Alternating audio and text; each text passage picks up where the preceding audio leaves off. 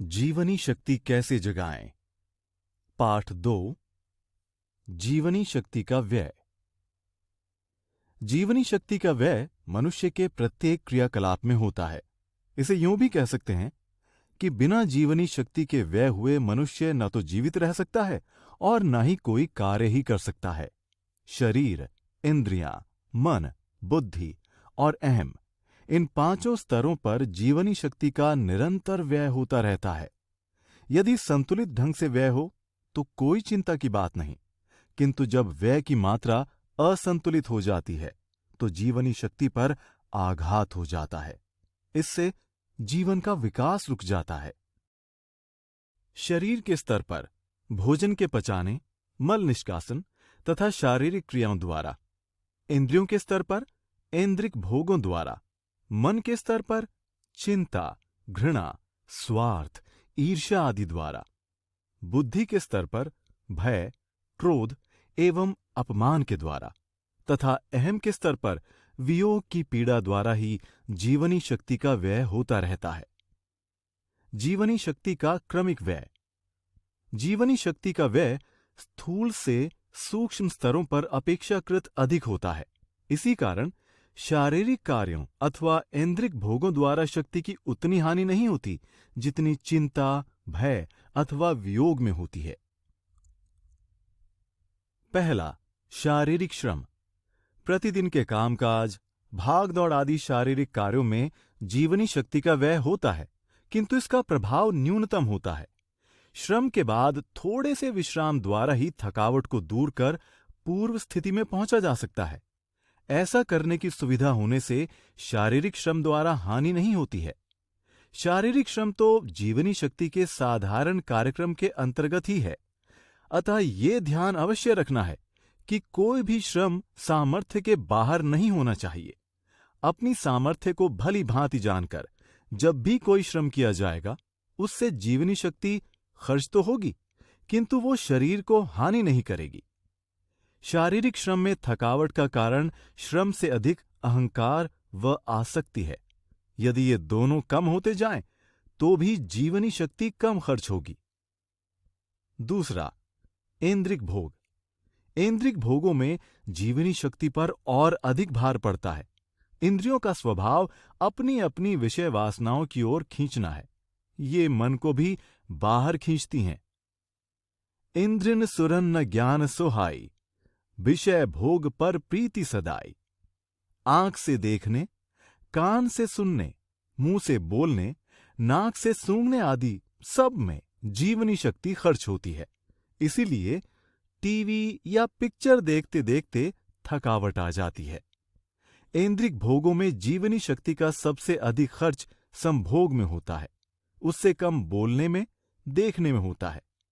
यदि ऐन्द्रिक भोगों के प्रति तटस्थता का या भगवान की सेवा का भाव आ सके तो जीवनी शक्ति का व्यय कम होगा, क्योंकि इसके व्यय का प्रधान कारण अहंकार व आसक्ति है। तीसरा, पाचन, पोषण व मल निष्कासन। भोजन को पचाने में जीवनी शक्ति पर और अधिक भार पड़ता है।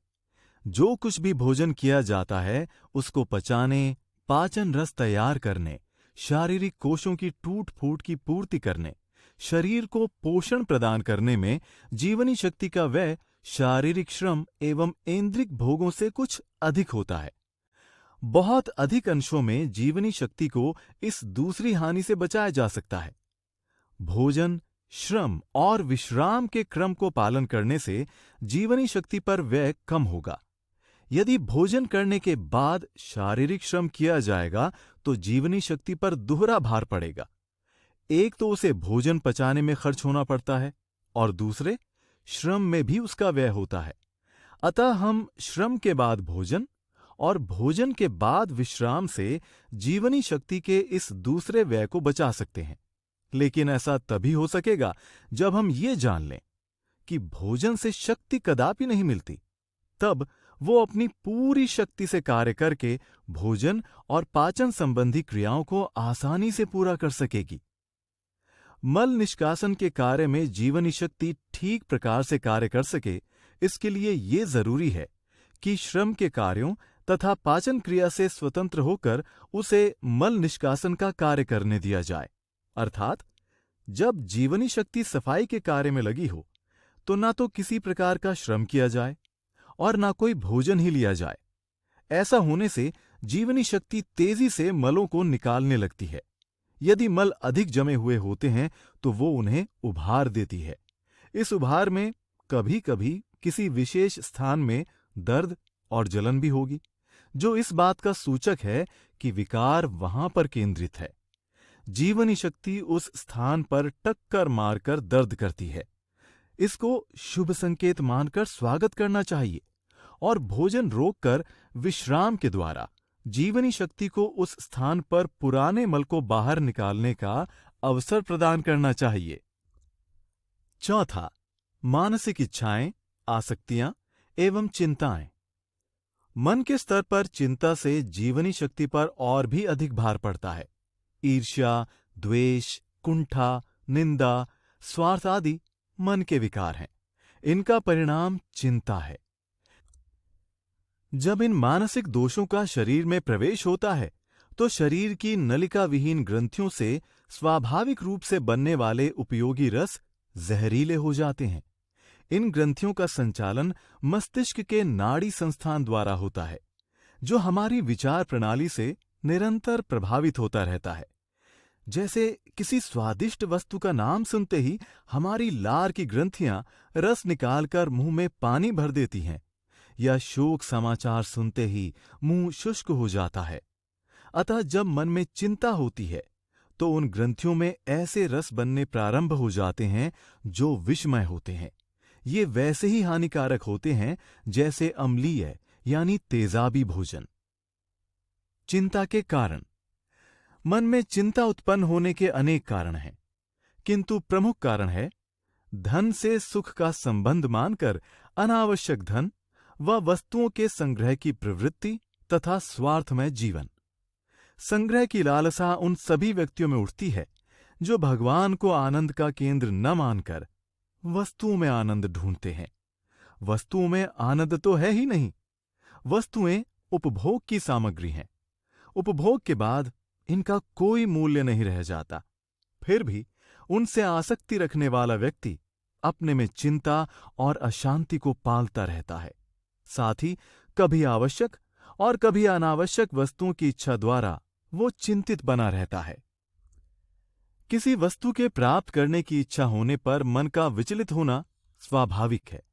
जब इच्छा की पूर्ति हो जाती है तो सुख लगता है, किंतु वो सुख इच्छा की पूर्ति के कारण नहीं, उसकी निवृत्ति के कारण होता है। व्यक्ति मान ये लेता है कि ये सुख इच्छा की पूर्ति अथवा वस्तु की प्राप्ति का है। इच्छाओं का तो कोई अंत नहीं।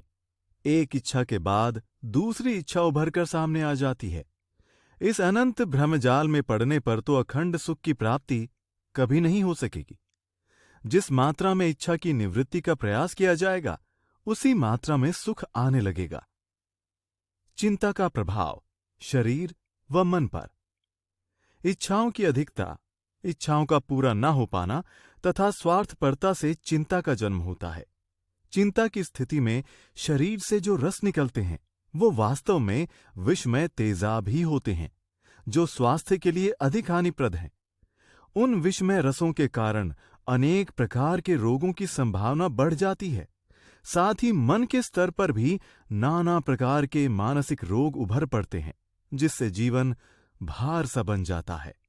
ऐसी दशा होने पर जीवनी शक्ति पर तीव्र प्रहार होता है और जब कभी उसे एक ही साथ श्रम कार्य, भोजन पाचन तथा मल निष्कासन का भार संभालते हुए चिंताजन्य रोगों के साथ भी लड़ना पड़ता है तो जीवनी शक्ति कम होने लगती है।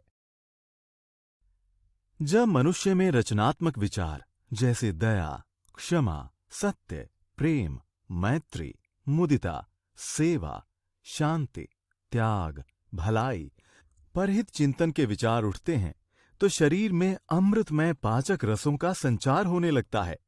ये शरीर को रोग रहित बनाने में अधिक सहायता करते हैं। इन विचारों से अम्लीय यानी तेजाबी भोजनों से बने विषमय रस भी अपना कुप्रभाव खो बैठते हैं। इससे स्वभावतः जीवनी शक्ति पर पड़ने वाला भार कम हो जाता है और वो जागृत होने लगती है। रचनात्मक विचारों से चिंता अथवा चिंताजन्य रोग भी सहज ही नष्ट हो जाते हैं और मन आनंद से भरने लगता है। 5वां, बुद्धि में क्रोध व भय। जीवनी शक्ति पर चिंता से भी अधिक विनाशकारी प्रभाव क्रोध व भय का पड़ता है। क्रोध अथवा भय से ग्रस्त व्यक्ति अपनी सुध बुध ही खो बैठता है।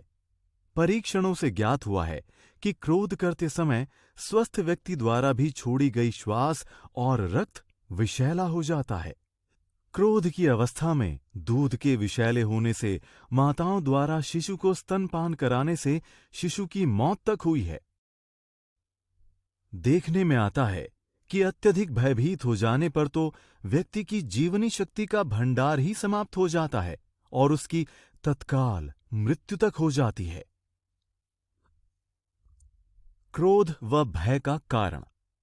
क्रोध व भय का कारण बुद्धि में अहंकार का होना है। जिस मात्रा में व्यक्ति का अहंकार यानी मैंपन कम होता जाएगा, उसकी बुद्धि में क्रोध, मान अपमान का लगना और भय उतनी ही मात्रा में समाप्त होते जाएंगे। ध्यान की साधना से अहंकार कम होता है। 6, अहम में वियोग व घृणा। जीवनी शक्ति पर सर्वाधिक दबाव वियोग की पीड़ा का पड़ता है। माता पिता, पत्नी, पुत्र आदि परिवारजनों से मिथ्या अपनत्व उत्पन्न कर व्यक्ति कभी कभी अपने वियोग की पीड़ा इतनी गहरी कर लेता है कि उसकी जीवनी शक्ति पूरी तरह समाप्त हो जाती है। अहम के साथ साथ शरीर, इंद्रियां, मन और बुद्धि के सभी स्तर एक ही साथ विचलित हो उठते हैं, जिससे जीवनी शक्ति पर चारों ओर से खिंचाव होने लगता है। इससे उसकी स्वाभाविक गतिशीलता रुक जाती है। अतः इस रुलाने वाले वियोग से छुटकारा पाना अति आवश्यक है। वियोग के दुख का कारण। ये एक निर्विवाद सत्य है कि परिवार वालों का ही क्या, अपना भी शरीर एक दिन रहेगा नहीं। रंगमंच पर मंचस्थ नाटक के पात्र का प्रत्येक अभिनेता अपना अभिनय करके रंगमंच से हट जाता है। रंगमंच पर मिलन की प्रसन्नता भी दिखाई देती है और वियोग का रुदन भी सुनाई पड़ता है, किंतु प्रत्येक अभिनेता ये जानता है कि वो नाटक के पात्र का अभिनय कर रहा है, इसलिए अपने अंदर उसे ना तो किसी के मिलन की प्रसन्नता होती है और न ही वियोग का दुख। इसी प्रकार साधना में लगा व्यक्ति जानता है कि ये जगत एक रंगमंच के समान है जिस पर लीलाएं हो रही हैं। सभी पात्र अपना अभिनय कर निश्चय ही रंगमंच से हट जाएंगे। तब किसी के वियोग का दुख कैसा? जिसका वियोग सुनिश्चित है उससे ममत्व कैसा? वो अपना हो ही नहीं सकता। अपना तो वो है जो अपने साथ रह सके। ऐसे साथी तो एकमात्र प्रभु ही हो सकते हैं। प्रभु का अंश होने के नाते मनुष्य का प्रभु से सजातीय संबंध है जो अन्य किसी से नहीं हो सकता। प्रत्येक प्राणी उस परमेश्वर का ही एक अंश है। पिता पुत्र, माता पुत्र अथवा अन्य के बीच जो भी संबंध है वो स्वार्थ रहित कर्तव्य ही होना चाहिए। इससे वियोग जनित पीड़ा का अभाव हो जाता है। कर्तव्य का संबंध जगत से और अपनत्व का प्रभु से रखना ही वियोग के दुख से मुक्ति पाने की एकमात्र कुंजी है। ऐसा विवेक जागृत होते ही वियोग की पीड़ा वियोग होने के पहले ही समाप्त हो सकती है। इसके लिए सर्वभावेन आत्मसमर्पण द्वारा केवल प्रभु से ही अपनत्व स्थापित कर लेना होगा। ऐसा हो जाने पर अहम पर पड़ने वाले वियोग के कुठार से जीवनी शक्ति सर्वथा मुक्त हो जाएगी। वहां द्वेष रहित अखंड प्रेम का जागरण होगा और जीवनी शक्ति का प्रवाह शरीर, मन तथा बुद्धि के लिए निरंतर सुलभ हो जाएगा। जैसे जैसे बुद्धि और मन पर पड़ने वाले कुठार हटते जाएंगे, वैसे वैसे जीवनी शक्ति शरीर और इंद्रियों के काम आकर शरीर को अखंड स्वास्थ्य और इंद्रियों को अखंड शक्ति से भर देगी। इनमें शक्ति का ऐसा संचार होगा कि सारे विकार समाप्त हो जाएंगे और जीवन जीने योग्य बन जाएगा। जिस प्रकार शीशे के ऊपर गर्द पड़े रहने से शीशे में प्रतिबिंब नहीं दिखाई देता और गर्द हटते ही सब कुछ स्पष्ट हो जाता है, वैसे ही जीवनी शक्ति, प्राण शक्ति, आह्लादिनी शक्ति, चेतना शक्ति और प्रेमा शक्ति के पूर्ण जागरण से अपने अंदर का भगवान दिखाई देने लगता है, उसका प्राकट्य हो जाता है। प्रकट होकर वो स्वास्थ्यमय, शक्तिमय, आनंदमय, ज्ञानमय और प्रेममय भगवान सारे दुखों और क्लेशों को समाप्त कर देता है।